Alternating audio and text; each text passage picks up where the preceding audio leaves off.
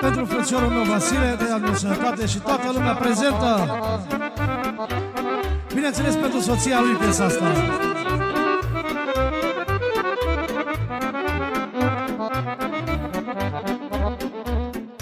Oare ce m-aș fi făcut de nu te-aș fi cunoscut, de nu te-aș fi cunoscut? Încă o viață să trăiesc, tot n-am cum să-ți mulțumesc, tot n-am cum să-ți mulțumesc viață. Oare ce m-aș fi făcut de nu te-aș fi cunoscut, de nu te-aș fi cunoscut? Încă o viață să trăiesc, tot n-am cum să-ți mulțumesc, tot n-am cum să-ți mulțumesc viață.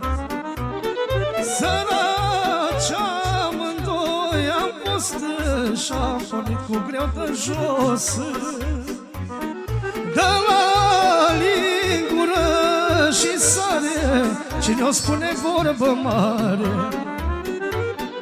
Săraci amândoi am fost și-am pornit cu greu de jos, am pornit cu greu de jos, de la lingură și sare, cine o spune vorbă mare. Lume! Bine, master! Zo, zo, zo, zo, zo, zo.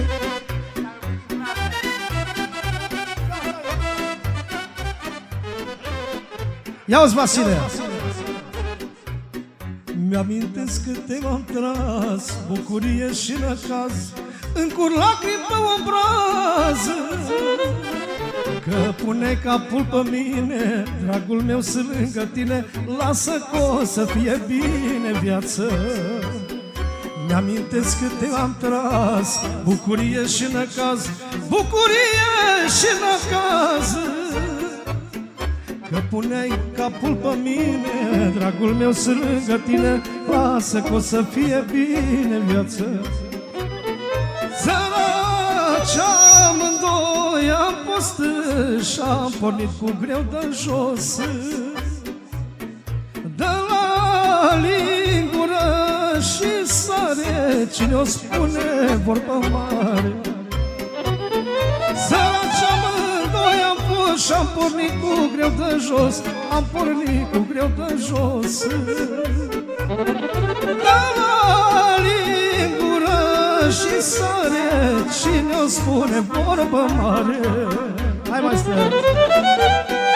Pentru toată lumea prezentă din partea lui Vasile, frățiorul meu, și Florin, de-adul meu sănătate, pentru micuțul Vasilica și viața cu Vasile Denisa și prințesa vieții să trăiască.